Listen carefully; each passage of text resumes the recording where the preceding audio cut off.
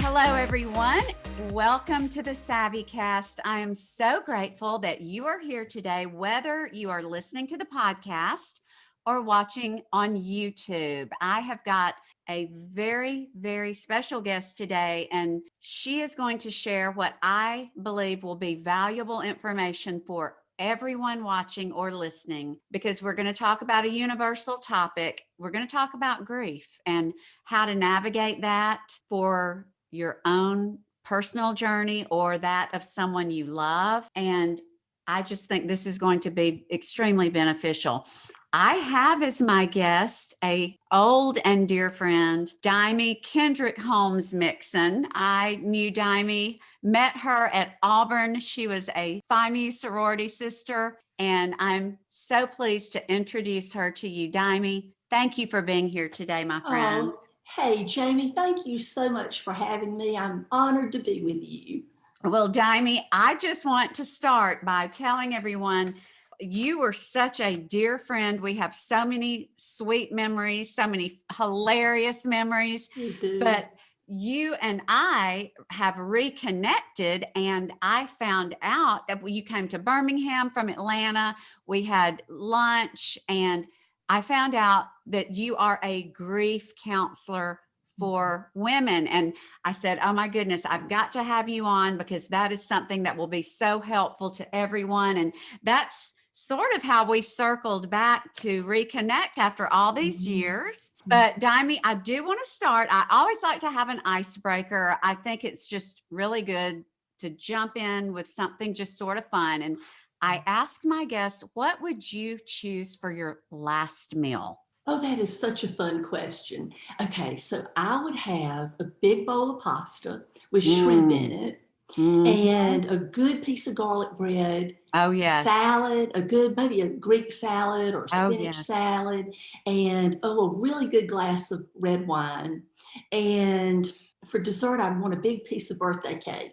White birthday cake with buttercream icing. So is your last meal going to be on your birthday? Oh my goodness. I hope not. Oh, you just love birthday cake. I do love birthday cake. It's my favorite dessert in the world. Oh my goodness. You're so precious. Okay.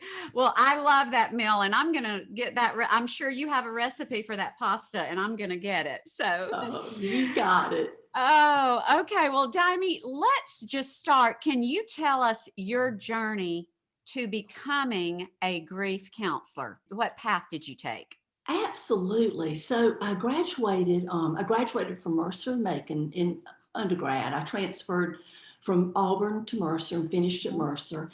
And I got my degree in early childhood education. And so I went on, I was a first grade school teacher for 2 years.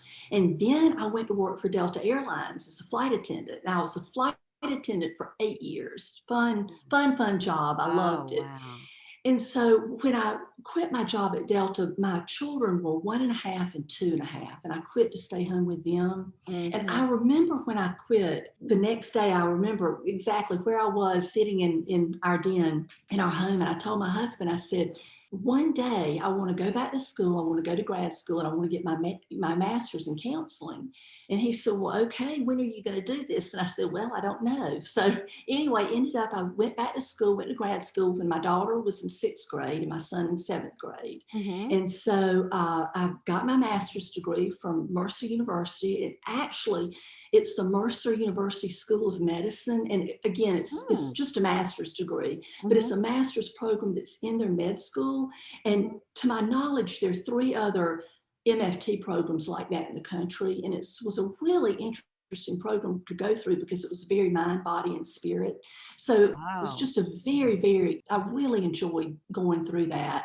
And Mhm. so my last year of grad school, I did my internship at Atlanta Medical Center, which is a Mm. level 1 trauma hospital. And so I was a counselor Wow. with their palliative care program. And so it was such an honor because I got to be in the ICU with the families, with the patients who were cognizant.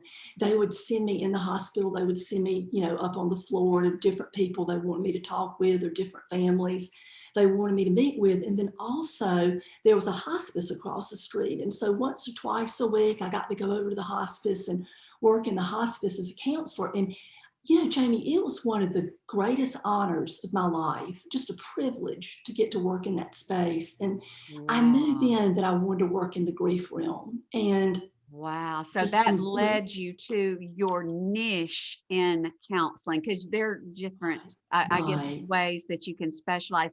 Dimy, can you clarify for me? Probably everyone watching and listening already knows this. What is it? What is the difference between palliative care and I know hospice is end of life, and Mhm, but mhm. is palliative care the same? Palliative is a little bit different. Palliative is, it can end up being the end of life for someone in palliative, but the root word of palliative is palliate, which I believe is Latin for soothe.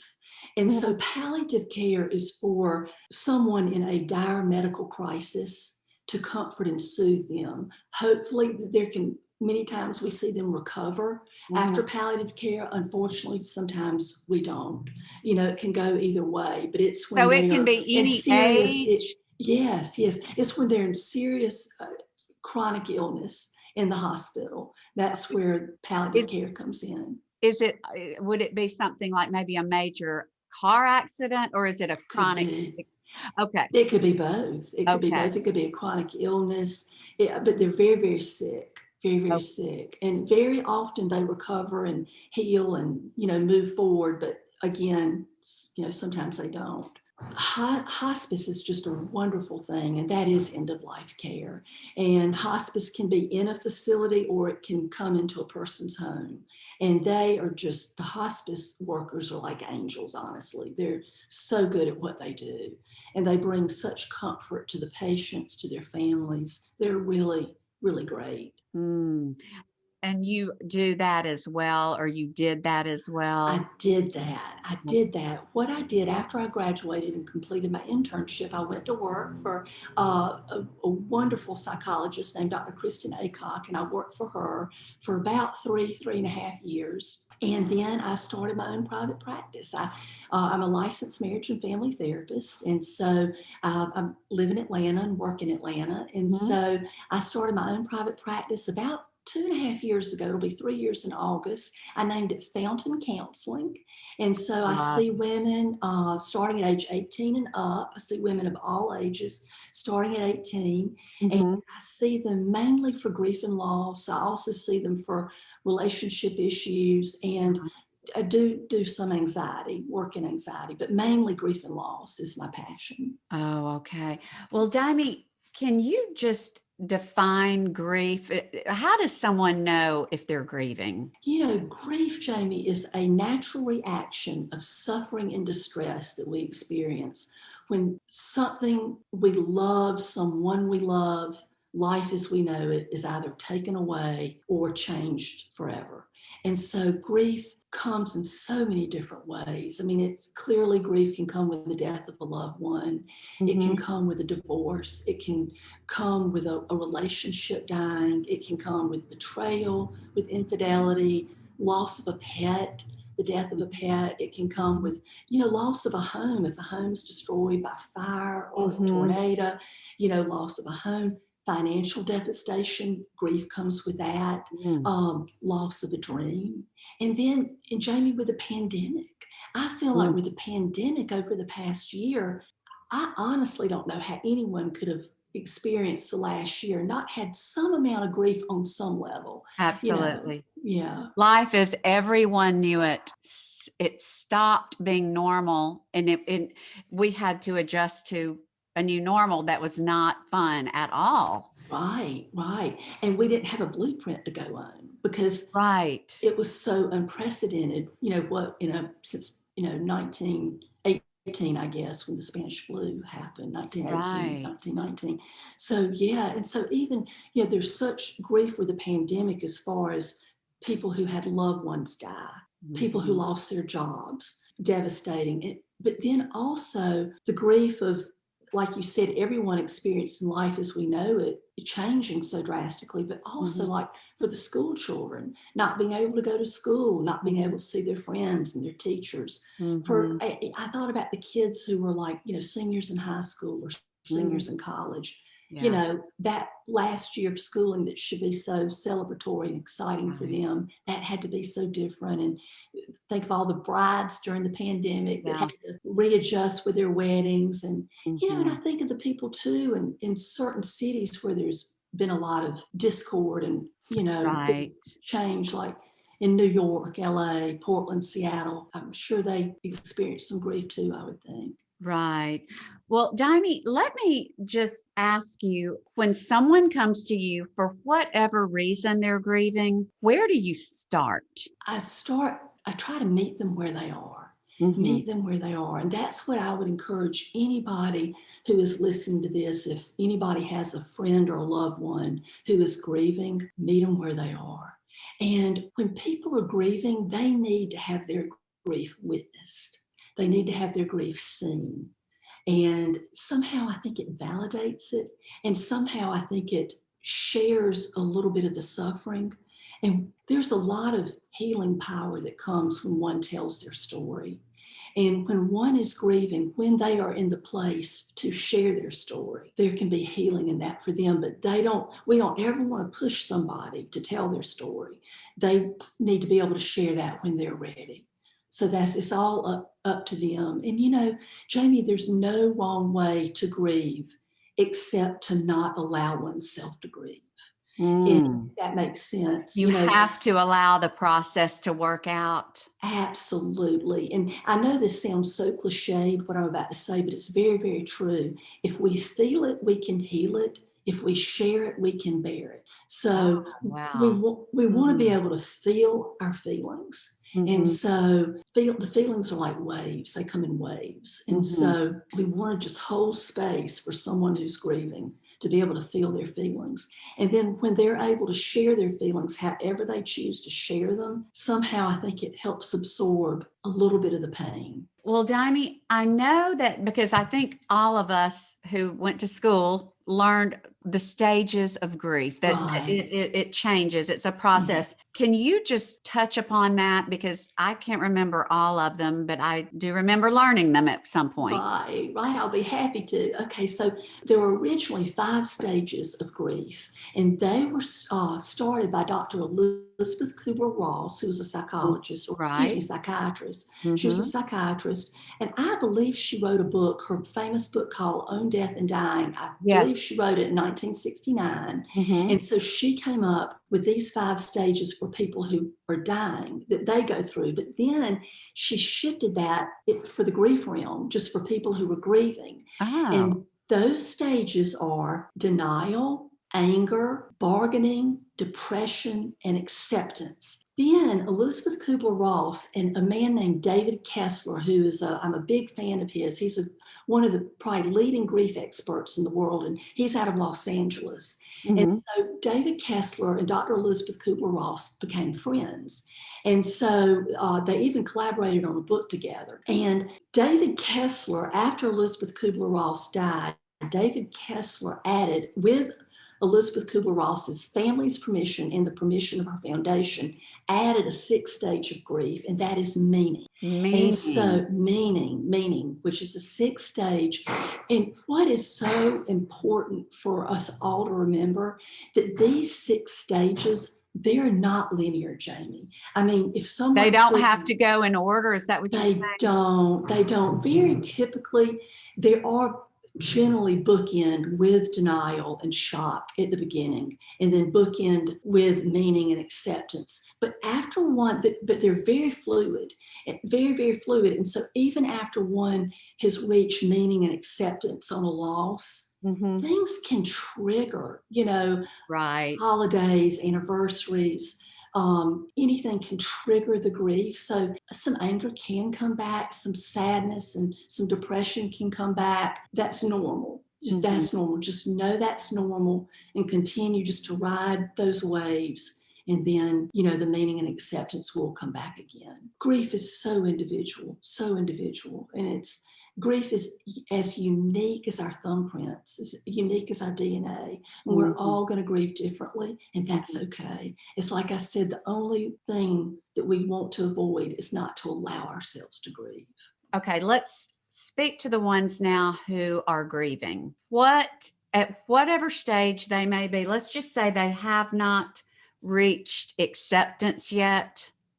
But maybe they're in denial or anger or bargaining or depression. What is some of your best advice to them in that space that they find themselves? To be so kind and gentle with themselves, to have such grace on themselves, to take what they need, to do what they need to do to move through this pain that they're in, and to surround themselves with their loved ones, with their people who are loving on them. Soak in that love. Let people help you, just marinate in your friends and your family's love as best you can. Jamie, there's an introvert and an extrovert in all of us. And so some of us are wired more to be more introverted. Some are wired to be more extroverted. Whoever is grieving, there may be times they need to cocoon and have their alone time. Take that when they need it. But isolation is the enemy of grief. Isolation is the enemy of so many things. Anxiety, depression, loneliness. So they don't want to cocoon and isolate more than what is healthy for them. And really, they alone can be the gauge of that. They just can look within and maybe just see, hopefully, what they're needing to do.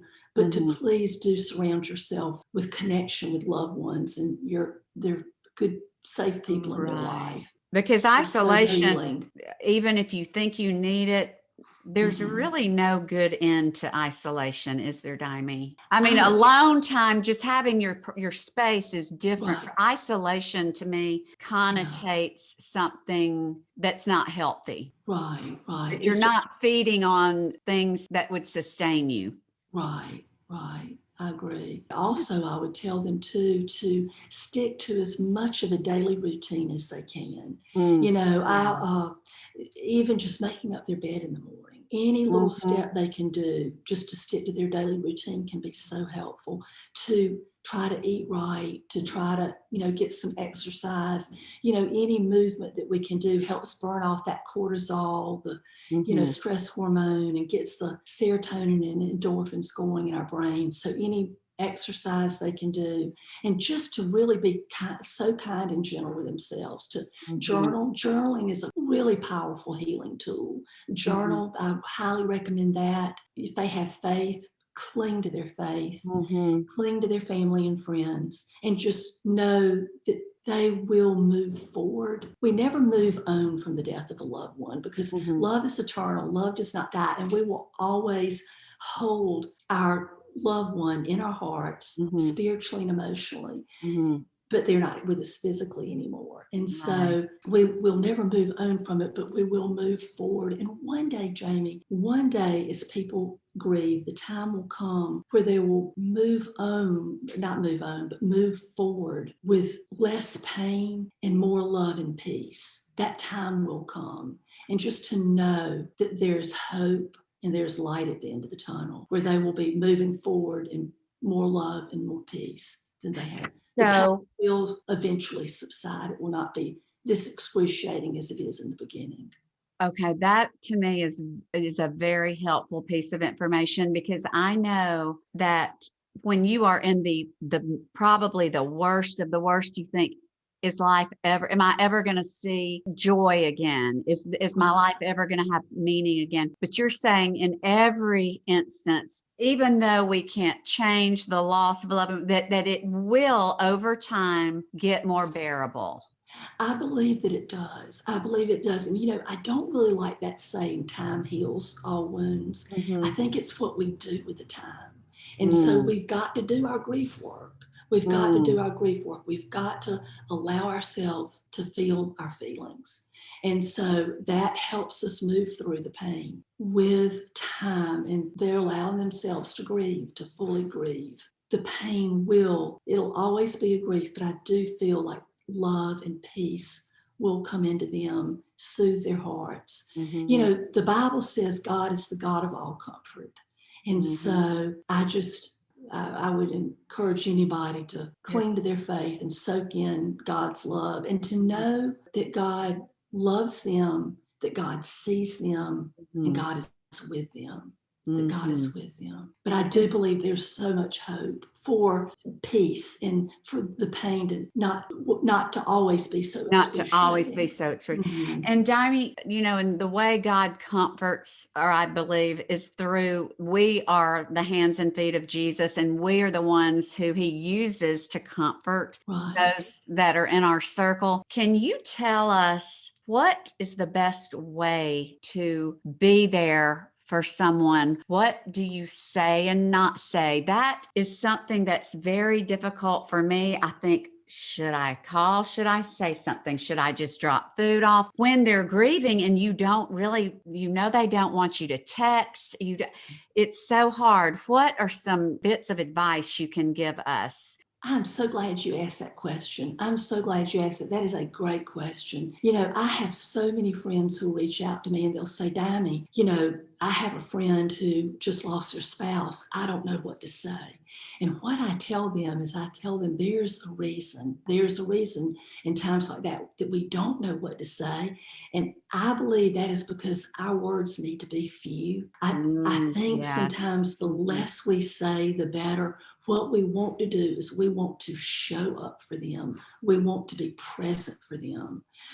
I think when people suffer a devastating loss, that they need our love, they need our support, and they need our practical help. And by Mm, practical help, I mean saying, I'll drive your carpool next week. I'm going to bring dinner. Is that okay? I'm going to go cut your grass. Anything like that, practical help showing up is so helpful to people who are suffering a loss. And mhm, also, we want to tell them how sorry we are. We want to mhm, tell them how much we hurt for them. We mhm, want to be there. We want to be as physically present for them as mhm, much as we can. It can just be a hug. It can mm, just be a hug. I remember when I was a little girl in the third grade, my father lost his own father when he was mhm, 7 years old, and then his mother died when he was 17. And when I was in the third grade, a precious little girl in my class, her mother died of cancer. And mhm, so the day that my friend came back to school after her mother's death, at the dinner table that night, I told my father that she'd come back to school that day. And he said, well, what did you say to her?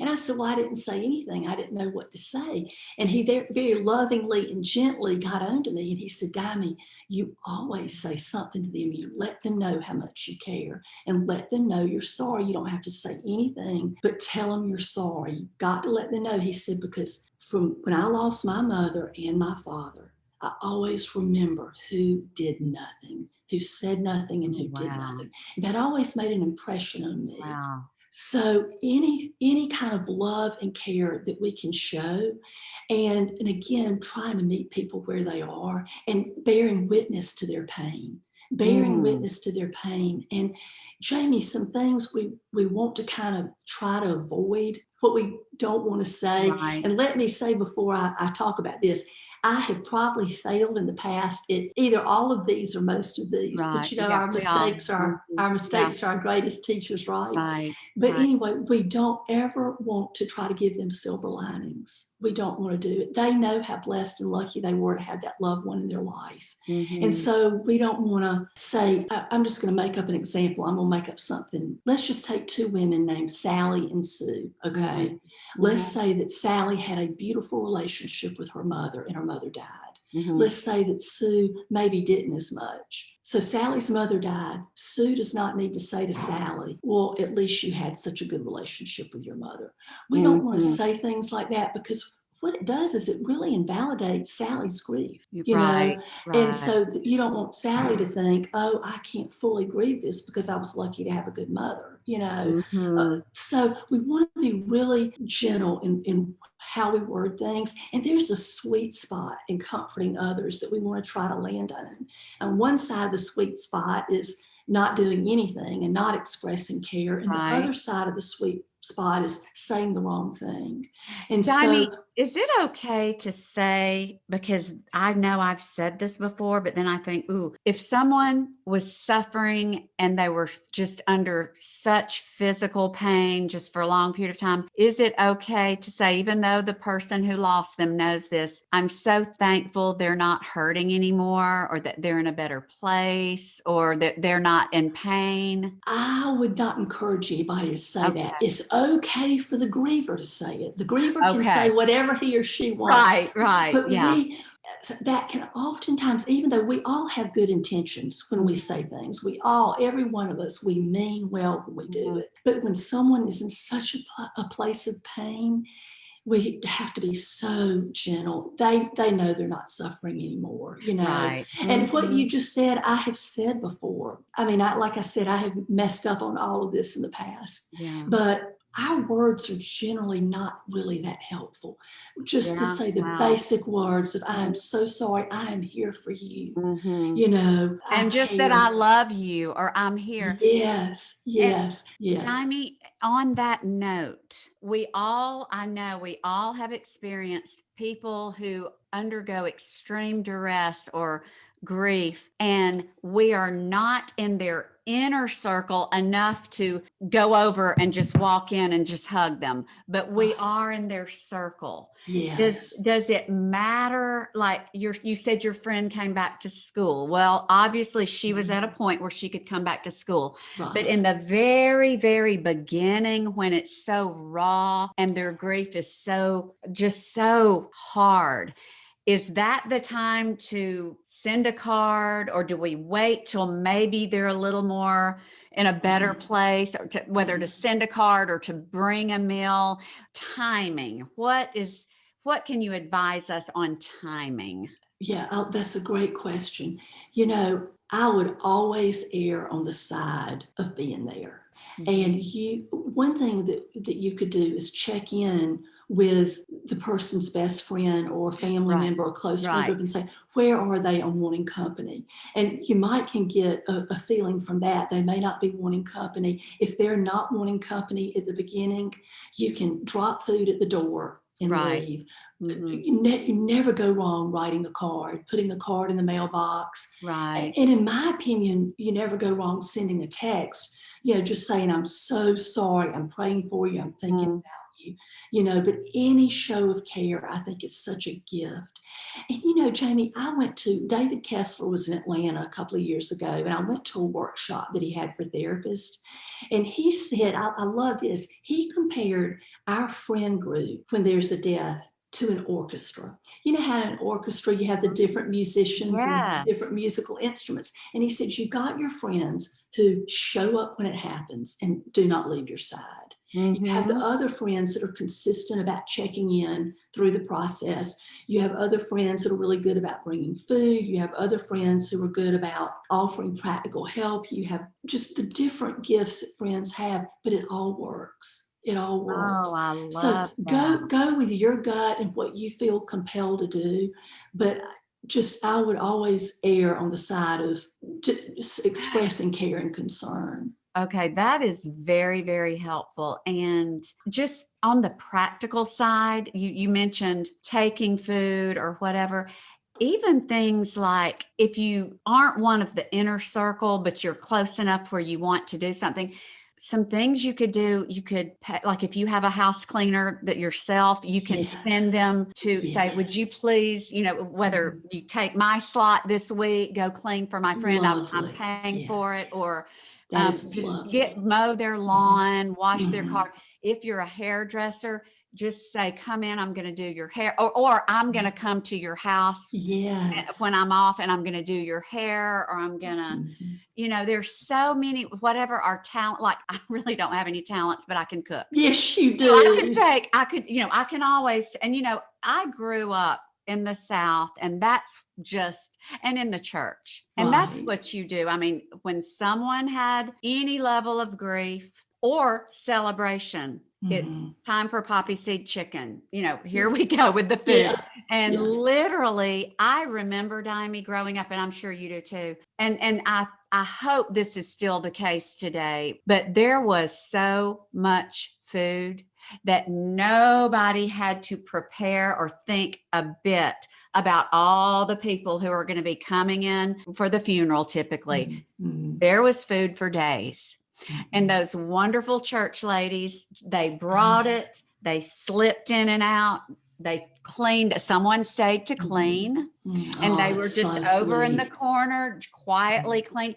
I mean, it was almost like you said, an orchestra. Everybody had a role, and they were quietly doing it, and no one stood out, but they were making the music happen, or they were taking care of things.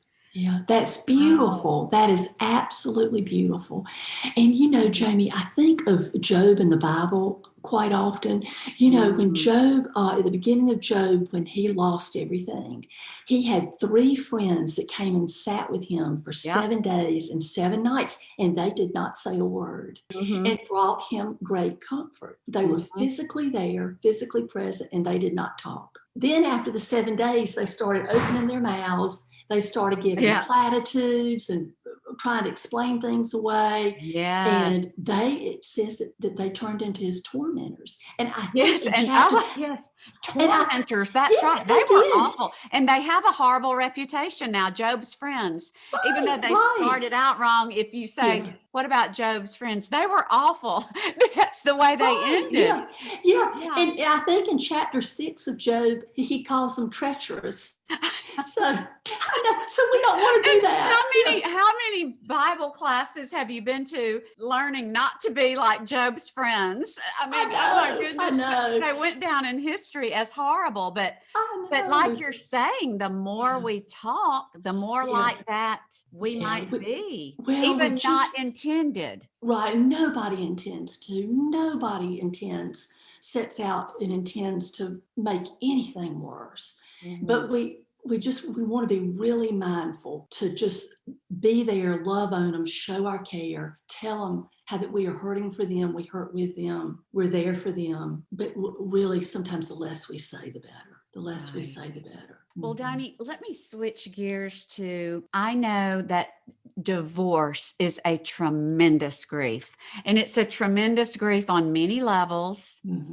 But those of us who have friends who maybe are going through a divorce, but again, we're not in the inner circle. We're not really sure all of the details. We just know our friend is hurting. Right. And that is an awkward situation, possibly. How do we maybe express, or do we not bring that up? Or do you still say, I know you're going through a hard time. I'm here if you need me. That's sort of a different scenario to me. Well, and my heart goes out to anyone who is going through a divorce. Because even if the divorce is for the best, it still has to be tough. It has to be tough. And I feel like there's a level of what we call disenfranchised grief that can come with a divorce. And what disenfranchised grief is it's more of a private grief. It's more of a grief that really maybe cannot be publicly shared. It's more private in nature. And so that can be a disenfranchised grief, which there's quite a loneliness with disenfranchised grief. And so that is one where we want to love them and support them and be a pillar of strength for them. And I will tell you that I look back on my life and I can look back and I wish I had done a better job of showing up for my friends who had gone through a divorce. We know better, we do better. We know better, we do better. But it depends on the person, Jamie, and that's another good time to check in with the inner circle and say, I have been thinking about our friend so much. I'm so sorry that they're going through this. What can I do to help? Can I just send her a card that I'm thinking about her? I love her. Should I not say anything? It just depends on the person.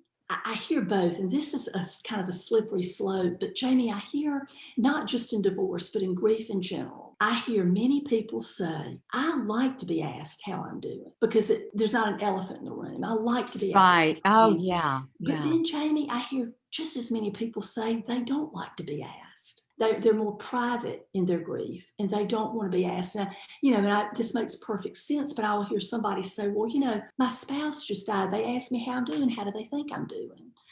So they're both ends of the spectrum. And so we just sort of have to assess the person, the relationship, and, but I think we never go wrong in expressing care, even if it is just sending a card in the mail and saying, I love you. I'm thinking of you. So making a statement of just your support rather than asking a question.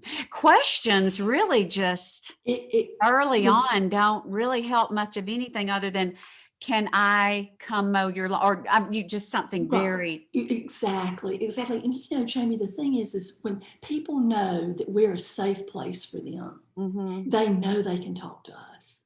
We make ourselves available on their time, and we just need to honor them and their journey, their grief, and just be there for them however they need, and just again to try to meet them where they are. Right. To try to, and sometimes, like if you ran into somebody at the grocery store and she's going through a divorce, but maybe you're not close with her, if you just said nothing and went up and gave her a big hug, she'd know. She didn't. Yes. I think it'd be so meaningful. And just like, it's so good to see you, and just hug. And yeah. Dimy, where you said that there was a sixth element, and it was meaning. Now, does everyone get to meaning, or are there people who just will never say that they're going to make meaning out of it, that it's just, that's such a good question. I think, Jamie, most people do get to meaning. And I think that very often people are making meaning and they don't even realize it. I do. I think, and meaning comes from within us. It does.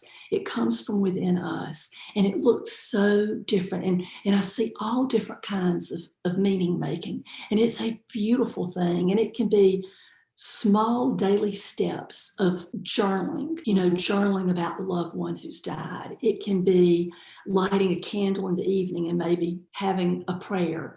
It can be planting a tree in one's honor. It can be trying to be a better person, trying to be a better friend, trying to be a better family member. It can be trying to be kinder. Meaning can look so many different ways, but it's very often in the honor of the person who's died. And like someone's grandmother died, and the grandmother was a really good cook. Someone may want to make meaning by taking some of the grandmother's recipes and cooking them and having a Sunday dinner for the family. There's small steps that can be done. And then there are big steps too, big things in making meaning, but it does not have to be big. It's just it's within the person, and it's what they want and what is comfortable for them, and they get there in their own timing. But Jamie, some other examples are the woman who started MAD, Mothers Against Drunk Drivers. She lost her daughter to a drunk driver. So that was her way of making meaning. It's not uncommon to see someone who maybe lost a family member to a crime end up becoming a prosecutor. I know of several precious young women who are nurses. One of them is a survivor of childhood cancer. She's a nurse at Children's Hospital of Atlanta. I know of another precious young lady who lost her sibling to congenital heart failure. She's now a nurse. And so there's lots of ways to make meaning. And again, organ donation. Absolutely. And again, it's so individual, and it can be And it doesn't have to be big. It can be little things, but it's just, Mm. oh, and Jamie, I know of another situation. I know of someone who's a friend whose mother had died, and she very much misses her mother, my friend. Mm-hmm. And she has a neighbor who all her family, the elderly neighbor, all her family lives out of town. And so my friend regularly checks on her neighbor. She cares for her, takes her food, takes her, to get her hair done. And that is her way of honoring her own mother. She does it out Oh. of honor to her mother. And I just think that's so lovely and a beautiful way to make meaning. Well, Dimy, basically, am I hearing you say that what we can do for others and what will also help us the most is give love with few words, especially in Yes. the beginning, listen. Yes. And if we're the ones grieving, let it walk through the pain and feel it. And that's, Feel it. I know, harder for some than others because I know my personality and I like to just push through work, not think about things. But what you're saying is you've got to feel it. You've got to walk through it for it to heal. We do. Absolutely, we do. And I heard David Kessler use this analogy, and I really liked it. He said that when we experience the death of a loved one, it is like being thrown into a river of grief. And he says that river of grief is going to take you to your healing. How it needs to go is going to take you to your healing, but you don't want to try to swim upstream. You don't want to try to jump out of the river. We don't want to try to circumvent our grieving. We want to walk through it and feel it as hard as it is. And that the denial and shock piece that comes very often at the beginning of a loss, some call that God's anesthesia. And our minds and brains, I think, are only capable of taking so much in. And so and everybody's timing is different, for that denial and shock is going to wear off. Well, Dimy, you've mentioned David Kessler, and I am going to, in show notes for the viewers and the listeners, I would love to share links to resources that you would recommend to anyone who is walking through it or helping someone or just wants to know more about it. So David Kessler, so anything by David Kessler you would recommend. Yes, okay. He is great. And he has a website, Jamie, called grief.com. And he has resources on his website. And I have a number of books that I think are good too that I could recommend. A great book is by Philip Yancey, and it's called Where is God When It Hurts? That's an amazing book. Another good book by Sheryl Sandberg is Option B. That's a good one. And then I have some more right here, Jamie. Okay, so this is a series that are you familiar with the Stevens Ministry? A lot of churches have it. I am not, but yeah, it's called the Stevens Ministry, and they give care to church members. And anyway, these are the books that the Stevens Ministry, many of them use, and it's great. It's called A Time to Grieve. They're by Kenneth Hawk, and it's experiencing grief, finding hope and healing, and rebuilding and remembering. So this is a beautiful little series of books. And then The Gift of Presence. I love this. And that's by Joe Pinnell. And then this is a sweet book, Roses in December by Marilyn Willett Hevelin. That's a sweet book. Oh, and this is a sweet book too. In fact, this gentleman, I think, lived in Birmingham, Jamie. John Claypool, Mending the Heart by John Claypool. Oh, really sweet book. Here's another great one, Grief Observed by C.S. Lewis. Well, yeah. It's a good one. He went through a lot. He was great. And then this is one of my favorites, Man's Search for Meaning by Dr. Viktor Frankl. Now that is one. That's a classic for sure. I know. And then here's another one, The Wounded Healer by Henry Nouwen. It's a good, really good. Henry Nouwen. Yep. And then Jamie, this is good for someone who's in end of life care if they're in hospice, or it's called Final Gifts. And it's really good for the family. I think this can be very helpful. And then here's some more by David Kessler. Here's The Needs of the Dying by David Kessler. It's really good. So this is You Can Heal Your Heart. It's by David Kessler and Louise Hay. And then this is by David Kessler. It's called Visions, trips in crowded rooms. And so this is more for when one's an end of life. So just some good books, good resources. And another, actually my favorite book by David Kessler, I couldn't find it. It's called Finding Meaning, the Sixth Stage. And that's my favorite one. Oh, It's so really that's good. your favorite grief book, Finding Meaning, the Sixth Stage. Yes. Well, I will link to all of this. And Dimy, before we end, what is the one thing you would like everyone to know about grief and just your best advice for all of us? Well, just to remember that grief is universal. We all experience it. When you hear about these 6 stages of grieving, don't look at it as a blueprint for you to go through, because you're going to go through it how you need to go through it. Remember that it's fluid, it's not linear, and however you grieve is okay as long as you allow yourself to grieve. Just allow yourself to feel your feelings and cling to your faith and your family and your friends, and just know that there's light at the end of the tunnel. And just remember how much God loves you and He is with you. Dimy, this was so helpful, and you are such a gentle voice and comforting demeanor. And I just hope that especially anyone who lives in the Atlanta area will keep you in mind. And then I've got the contact information for you, so anyone can get in touch with you through your contact information. But Dimy, thank you. I am just so grateful that you took this time, because I have learned so much. I think I have a much better way of now approaching people that are going through something. Oh, Jamie, thank you. Thank you for having me. And it's a delight as always to be with you. Dimy, thank you. And you always have an open mic, and you can always come back. But again, thank you. And then thanks to all of you listening, and everyone, just have a fabulous day. Thank you, Jamie.